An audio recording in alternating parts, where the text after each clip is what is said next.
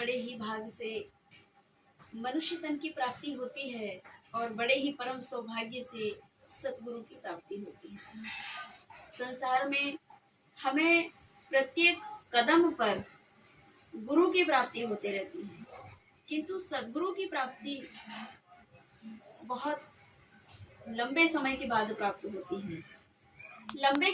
लंबे समय के बाद इसीलिए क्योंकि हम गुरु को परखते परखते लंबा समय बिता देते हैं, और हम जब गुरु को प्राप्त करते हैं तो उस समय हमारी बुद्धि इतनी तीव्र हो जाती है कि हम सद्गुरु को पहचानने में देरी नहीं कर पाते हैं। जब मनुष्य के जीवन में दिव्य ज्ञान प्राप्त हो जाता है, सद्ज्ञान प्राप्त हो जाता है, तब वे सद्ज्ञान के वशीभूत होकर के और अपने सतगुरु की खोज सरलता पूर्वक कर पाता है।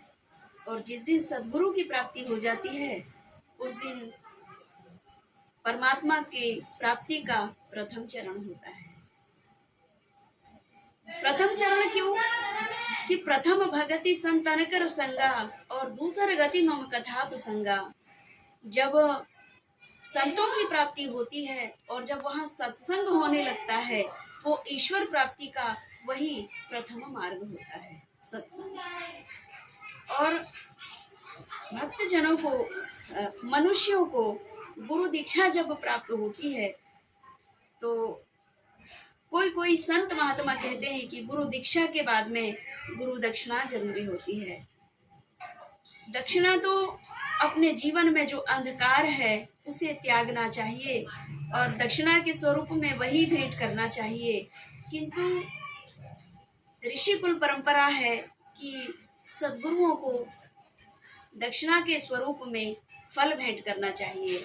ऋतु फल, श्रीफल, मौसमी फल जिसे कहते हैं, ऋतु फल वही आ जाता है। श्रीफल, ऋतु फल और यथाशक्ति दक्षिणा भेंट करनी चाहिए। यह ऋषि कुल परंपरा का विधान है। और अब ईश्वर की कृपा से, माँ भगवती की कृपा से पुत्र इतने सामर्थ्यवान होते हैं कि गुरुदेव जी के लिए गुरु नाम की चदरिया भी ले आते हैं और वही चदरिया को उड़ा करके और गुरुदेव से गुरु मंत्र लिया जाता है। इसलिए गुरुदेव को वस्त्र भेंट भी करना चाहिए, यह विधान है। आज के सत्संग में इतना ही। जय माँ पीताम्बरा, जय श्री महाकाल।